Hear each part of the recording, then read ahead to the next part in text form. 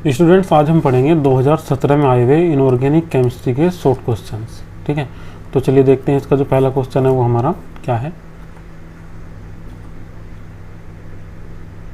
तो पहला क्वेश्चन जो पूछा हुआ है ये पूछा हुआ है कि निर्जल कॉपर सल्फेट सफ़ेद होता है जबकि हाइड्रेटेड कॉपर सल्फेट नीला होता है, क्यों? इसकी हमें व्याख्या करनी है। चलिए एक बार देख लेते हैं। इसका आंसर जो होता है वो ये होता है, जो हमारे पास में जो सफ़ेद होता है वो जो निर्जल कॉपर सल्फेट होता है वो कैसा होता है? सफ़ेद।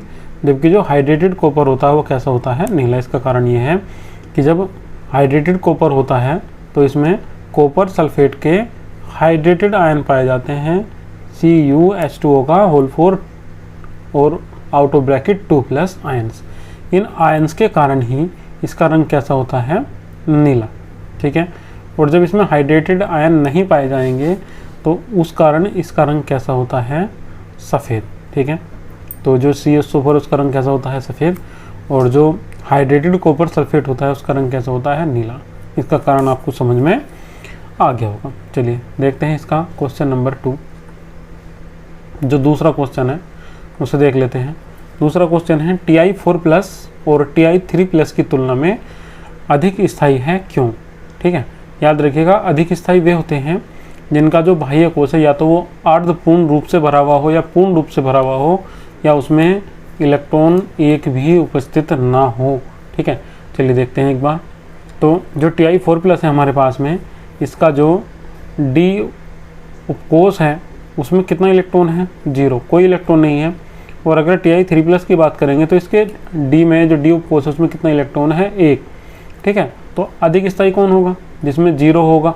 ठीक है, या याद रखिएगा अगर किसी में D0 है या D5 है या D10 है तो वे कैसे होंगे? स्थायी होंगे। इन तीनों स्थिति के अलावा और किसी के पास में कितने भी इलेक्ट्रॉन होंगे वो स्थायी नहीं होगा। क्यों? क्योंकि स्थायित्व केवल तभी होता है जब वो अर्धपूर्ण रूप से भरा हुआ हो या पूर्ण रूप से भरा हुआ हो या उसमें कोई भी इलेक्ट्रॉन ना हो। ठीक है, चलिए अगला क्वेश्चन देखते हैं, क्वेश्चन नंबर 3। बाकी अगर आप आंसर को इसमें देखना चाह रहे हैं तो ये जो थ्योरी लिखी हुई है ये केवल इसी टाइप से लिखी हुई है। और याद रखिएगा यहाँ एक चीज़ और समझाई गई है, एक समझाया गया है प्रतिचुंबकीय और दूसरा समझाया गया है अनुचुंबकीय। तो याद रखिएगा इसके पास में एक अयुग्मित इलेक्ट्रॉन है तो ये कैसा है? ये अनुचुंबकीय है। और जो ऊपर का है ये इसके पास में कोई नहीं है तो ये कैसा है? प्रतिचुंबकीय। ठीक है, प्रतिचुंबकीय कब होगा? प्रतिचुंबकीय जब होगा जब इसके पास में कोई भी अयुग्मित इलेक्ट्रॉन नहीं होगा, अर्थात सारे के सारे इलेक्ट्रॉन कैसे होंगे इसमें। चलिए बात करें क्वेश्चन नंबर 3 की। तो जो क्वेश्चन नंबर 3 है, जो थर्ड क्वेश्चन है हमारे पास में, वो क्या है? वो है निम्नलिखित के IUPAC नाम लिखिए। तो ये क्वेश्चन हर साल आ रहा है, किसी न किसी का IUPAC नाम पूछ लेता है। ठीक है, तो इस बार याद रखिएगा एक IUPAC नाम लिखने के लिए तो क्वेश्चन आएगा ही आएगा। तो आपके बिल्कुल 2 नंबर कन्फर्म है। ठीक है, इसके नाम की बात करेंगे तो बाहर क्या आया हुआ है इसमें? K4 के लिए कितना आ जाएगा इसमें? पोटेशियम। 4 के लिए आ जाएगा टेट्रा। और CN के लिए क्या आ जाएगा इसमें? साइनाइडो या साइनो। और Na के लिए क्या आ जाएगा इसमें? निकिलेट। बात करेंगे दूसरे की। ठीक है, तो इसका नाम क्या आ जाएगा? सबसे पहले इसका नाम देखेंगे EN। जो EN होता है ये होता है एथिलीन डाइएमीन। और 2 के लिए इसके लिए क्या लग जाएगा? 20। Cl के लिए क्लोराइडो। और ONO के लिए अगर NO2 लगाते तो नाइट्राइटो लगता। और ONO है तो इसके लिए लग जाएगा नाइट्राइडो। ठीक है, नाम एक बार इसका देख लेते हैं। और ऑक्सीकरण अवस्था लिख देते और बीच में बाद में लिख देते इसका नाम, किसका? Cl का। चलिए देखते हैं पहले का नाम क्या है। तो पहले का नाम है पोटेशियम। 4 के लिए टेट्रा। CN के लिए साइनाइडो। और Na के लिए निकिलेट। और ऑक्सीकरण अवस्था कितनी है इसमें? 1 है। कैसे पता लगा रहे हैं? K कितने हैं? 4। तो 4 K पे कितना आएगा? 4+। किसके निकालनी है हमें? Na की। 1 CN पे कितना है? 1 माइनस। तो 4 CN पे कितना है? 4 माइनस। ठीक है, याद रखिएगा। तो यहाँ निकिलेट जो है ऑक्सीकरण अवस्था है ये भी हमारी गलत निकली हुई है। चलिए दिखाते हैं आपको क्या है। K4 NiCN का होल 4। ठीक है, तो यहाँ कितना आ जाएगा? माइनस का 4। इस पर कोई चार्ज नहीं है, बराबर 0। तो ये कितना हो जाएगा? ये हो जाएगा +4 - 4 बराबर 0। इसका मतलब x बराबर 0। तो इसमें जो यहाँ ऑक्सीकरण अवस्था आएगी वो कितनी आएगी? 0 आएगी भाई, न कि 1। ठीक है, अब सही है। तो ठीक है, अगर ये K3 होता तो यहाँ 1 आ जाता। बात करेंगे दूसरे की। तो यहाँ हमारे पास में EN के लिए कितना आ जाएगा? Ethylene diamine. और सबसे बाद में लिखेंगे 20 एथिलीन डाइएमीन। और Cl सबसे पहला आएगा क्लोराइडो। और ONO के लिए क्या नाम आ जाएगा इसमें? नाइट्राइटो। ठीक है, मोनाइट्रो और ये नाइट्राइटो। फिर इसके बाद में कितना आ जाएगा, ऑक्सीकरण अवस्था दिखा देंगे, इसकी थर्ड आ जाएगी। ऑक्सीकरण अवस्था किस तरीके से दिखाएंगे, एक Cl है एक माइनस, दूसरा Cl है दूसरा माइनस, वो NO पे भी क्या होता है एक माइनस। तो कितने माइनस हो गए हैं कुल मिला के 3, इन पे चार्ज कितना होता है 0। तो यहाँ CO की ऑक्सीकरण अवस्था कितनी आ जाएगी +3, क्योंकि +3 - 3 = 0। प्लस माइनस का चार्ज कैसा होना चाहिए, इक्वल होना चाहिए। तो ये भी हमारा क्वेश्चन नंबर 3 हो गया है। चलिए बात करेंगे क्वेश्चन नंबर 4 की। तो जो क्वेश्चन नंबर 4 हमारा है वो है हमारा Ln3+ आयन Ln2+ आयन से अधिक स्थायी है, क्यों। याद रखिएगा, स्थायित्व तो केवल तभी होगा किसी का भी जब उसका जो बाह्य कोश है या ड्यूब कोश है वो अर्थपूर्ण रूप से भरा हुआ है या पूर्ण रूप से भरा हुआ है या उसमें एक भी इलेक्ट्रॉन उपस्थित नहीं है। चलिए एक बार देख लेते हैं। अगर हम बात करेंगे किसकी, Ln3+ की, तो Ln3+ में जो 3d5 है उसमें इलेक्ट्रॉन कितने हैं, 0, कोई इलेक्ट्रॉन नहीं है। ठीक है, उसमें कोई भी इलेक्ट्रॉन नहीं है। और बात करेंगे Ln2+ की, तो इसमें जो डी कोश उपस्थित है इसमें क्या है, एक इलेक्ट्रॉन है। जब इसमें ये एक इलेक्ट्रॉन है तो एक इलेक्ट्रॉन के कारण ये कैसे हो जाएगा कम स्थायी, और ये इसमें कोई भी इलेक्ट्रॉन नहीं है, बिल्कुल खाली है, तो ये कैसे हो जाएगा अधिक स्थायी। चलिए बात करेंगे अगले क्वेश्चन की। तो जो हमारा अगला क्वेश्चन है वो हमारा अगला क्वेश्चन क्या है इसे देख लेते हैं। अगला क्वेश्चन है हमारा क्वेश्चन नंबर 5। 4f श्रेणी के तत्व लैंथेनाइड कहलाते हैं, जबकि लैंथेनियम में कोई 4f इलेक्ट्रॉन नहीं है। देखिए इलेक्ट्रॉन तो नहीं है मगर ये गुणों में कैसा करता है, इनसे समानता प्रदर्शित करता है। ठीक है, चलिए देखिएगा। लैंथेनियम 4f श्रेणी का प्रथम तत्व है। इस तत्व के 5d तथा 6s में इलेक्ट्रॉनों की संख्या 4f श्रेणी के तत्वों के समान रहती है, जिस कारण यह इन तत्वों के समान गुण रखता है। यही कारण है कि इसे लैंथेनाइड श्रेणी में रखा गया है और 4f श्रेणी के तत्व लैंथेनाइड कहलाते हैं। ठीक है, इसका कारण भी यही है जो हम अभी पढ़ रहे थे, जो आंसर अभी हमने इसका पढ़ा है। चलिए देखते हैं अगला क्वेश्चन। तो जो अगला क्वेश्चन है वो है हमारा ऑक्सीकरण संख्या तथा संयोजकता में विभेद कीजिए। ठीक है, तो हमें पॉइंट समझाने हैं, ऑक्सीकरण संख्या के कौन कौन से होंगे और संयोजकता के कौन कौन से होंगे। चलिए बात करेंगे पहले पॉइंट की। तो किसी यौगिक में परमाणु पर उपस्थित आवेश की संख्या को, आवेश की मात्रा को बोल दीजिएगा या आवेश की संख्या को बोल दीजिएगा, को ऑक्सीकरण संख्या कहते हैं। ठीक है, को ऑक्सीकरण संख्या, ठीक है, ऑक्सीकरण संख्या कहते हैं। जैसे कि Na+ में Na की ऑक्सीकरण संख्या कितनी है, +1 है। या हम बात करेंगे Cl- में, Cl- में Cl की ऑक्सीकरण संख्या कितनी है, -1। याद रखिएगा, इस टाइप से निकाल लेंगे।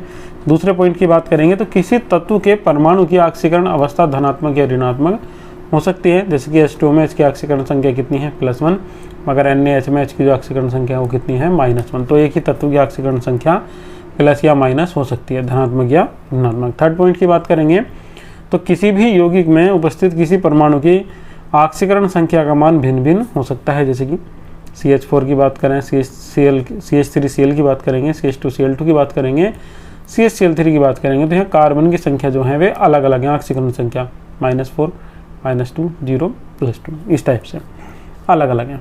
ठीक है, जिसमें कितनी है पता लगा लेंगे, अभी पता चल जाएगा।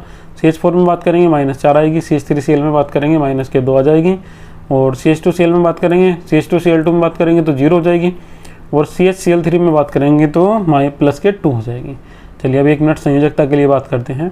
तो किसी तत्व के संयोग करने की क्षमता को क्या बोल देते हैं, संयोजकता बोल देते हैं। दूसरे पॉइंट की बात करेंगे तो संयोजकता का मान कभी भी धनात्मक या ऋणात्मक नहीं हो सकता है। और जो तीसरा पॉइंट है वो ये है कि संयोजकता का मान कभी भी परिवर्तित नहीं होता है। किसी तत्व की संयोजकता कैसी होती है, हमेशा समान। अगले क्वेश्चन की बात करेंगे तो जो हमारा अगला क्वेश्चन है वो हमारे पास में है क्वेश्चन नंबर 7। निम्नलिखित को इंगित गुणों के अनुसार खींचिए। जैसे कि HF, HCl, HBr, HI को अम्लीय शक्ति के घटते क्रम में लिखिए। तो याद रखिएगा, अम्लीय शक्ति सबसे अधिक उसकी होगी जो परमाणु आकार में सबसे बड़ा होगा। जैसे कि इन सभी परमाणुओं में, हेलोजन परमाणुओं में I सबसे बड़ा है तो सबसे अधिक शक्ति I की होगी, इसके बाद में Br की, इसके बाद में Cl की, इसके बाद में F की। ठीक है, देखिए इसका क्रम किस प्रकार होगा। ठीक है, क्रम भी उसी प्रकार से हो जाएगा, सबसे अधिक HI, उसके बाद में HBr, उसके बाद में HCl, उसके बाद में HF, इस टाइप से। ठीक है, फिर बात करेंगे इसके पॉइंट नंबर 2 की। जो दूसरा क्वेश्चन है इसमें पूछा हुआ है NH3PH3AS को क्षारीय शक्ति के घटते क्रम में। अब याद रखिएगा, इनकी जो शक्ति का क्रम होता है, अगर हम अम्लीय शक्ति की बात करेंगे अगर हम बात करेंगे किसकी, अम्लीय शक्ति की, तो जो अम्लीय शक्ति होती है वो तो ऊपर से नीचे चलने पे घटेगी। जैसे कि हमने ये लिखा था इसमें F था बढ़ेगी FCl Br I ऐसे, ठीक है। तो ऊपर से नीचे अगर हम बनाएंगे तो बढ़ेगी। और अगर हम बात करेंगे क्षारीय शक्ति की, तो जो क्षारीय शक्ति होगी अगर हम ऊपर से नीचे किसी में चलेंगे NPAS, ठीक है, तो वो बढ़ती है नीचे से ऊपर की ओर, ठीक है। ऊपर का सबसे अधिक होगा और नीचे का सबसे कम। तो इसकी जो शक्ति का क्रम होगा वो सबसे अधिक किसकी होगी, NH3 की, N के बाद में PH3 की और उसके बाद में ASH3 की। देखिएगा इसका आंसर कुछ इसी टाइप से है, जो इसका बी पॉइंट है। चलिए बात करेंगे अगले क्वेश्चन की। अगला क्वेश्चन है हमारे पास में क्वेश्चन नंबर 8, क्वेश्चन नंबर 8। तो जो 8 है वो हमसे पूछा गया है कि कारण सहित स्पष्ट कीजिए कि जो SnCl4 है और SnCl2 है वे लुईस अम्ल की तरह कार्य करते हैं, क्यों। याद रखिएगा लुईस अम्ल वे होते हैं जो इलेक्ट्रॉन के जोड़े को ग्रहण कर लेते हैं। Sn और Si दोनों के बाह्य कोश में जो इसके कक्षक हैं वे कुछ खाली होते हैं, ठीक है। कुछ कक्षक इसके कैसे होते हैं, खाली, जिनमें ये एकांकी इलेक्ट्रॉन युग्म अर्थात लोन पेयर ऑफ इलेक्ट्रॉन ग्रहण कर लेते हैं और ये किसकी तरह व्यवहार कर देते हैं, लुईस के अम्ल की तरह। बात करेंगे, ठीक है। तो देखिएगा इसमें हमने लिखा हुआ यही है कि इनका जो बाह्य कक्षा होती है इसमें जो डी कक्षक होते हैं खाली होते हैं, ठीक है, जो ऋणायन या उदासीन अणु से एकांकी इलेक्ट्रॉन युग्म ग्रहण कर लेते हैं। और लुईस के अनुसार अम्ल वे पदार्थ हैं जो एकांकी इलेक्ट्रॉन युग्म ग्रहण कर लेते हैं। लुईस के अनुसार SnCl4 और SnCl2 क्या है, अम्ल है। चलिए पहले का एग्जाम्पल देखते हैं SnCl2 का। जब हम SnCl2 की रिएक्शन NH3 से कराएंगे तो क्या काम करेगा, NH3 के 2 इलेक्ट्रॉन ग्रहण कर लेगा और जुड़ जाएगा और क्या बना लेगा, SnCl4.2NH3। बात करेंगे SnCl4 की, तो अगर हम SnCl4 की रिएक्शन किससे करा देंगे, 2Cl- से, ठीक है, तो ये क्या काम करेगा, SnCl6 बना देगा और इस पर क्या आ जाएगा 2-, ये क्या है, जटिल यौगिक का निर्माण करेगा। और ये भी यहाँ क्या कर रहा है, 2 इलेक्ट्रॉनों को ग्रहण कर रहा है, एक इलेक्ट्रॉन का जोड़ा, ठीक है, एक से, ठीक है। तो दोनों के दोनों क्या है, ये लुईस के अनुसार अम्ल है। बात करेंगे क्वेश्चन नंबर 9 की। तो जो क्वेश्चन नंबर 9 है वह है Fe664- में Fe2+ आयन अम्ल है या क्षार, ठीक है, ये हमें बताना है। तो अम्ल है लुईस के अनुसार, क्यों, क्योंकि ये Cn- आयन से इलेक्ट्रॉन का जोड़ा ग्रहण कर रहा है, एकांक इलेक्ट्रॉन युग्म ग्रहण कर रहा है। चलिए पढ़ते हैं। 2+ आयन अम्ल है जबकि जो Cl- आयन है वो क्या है, एक क्षार है। इसे लुईस के सिद्धांत के आधार पर समझाया जा सकता है। लुईस के सिद्धांत के अनुसार वे पदार्थ जो एकांकी इलेक्ट्रॉन युग्म ग्रहण कर लेते हैं क्या कहलाते हैं, लुईस अम्ल, और जो एकांकी इलेक्ट्रॉन युग्म दान देते हैं वे क्या कहलाते हैं, क्षार, ठीक है। अतः Fe2+ आयन 6 एकांकी इलेक्ट्रॉन युग्म ग्रहण कर लेता है, तो जिस कारण ये क्या है, एक प्रकार का लुईस अम्ल है। ये देखिएगा इसकी रिएक्शन भी इसी टाइप की है, ठीक है, समझ में आ गया होगा। बात करेंगे क्वेश्चन नंबर 10 की। तो जो क्वेश्चन नंबर 10 है वो है निम्नलिखित को स्पष्ट कीजिए।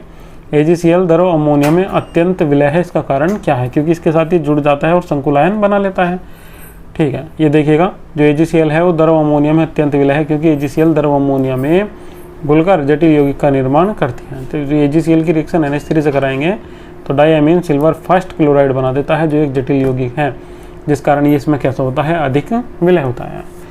वीडियो अच्छी लगी तो वीडियो को लाइक कीजिएगा, चैनल को सब्सक्राइब कीजिएगा और अधिक से अधिक शेयर भी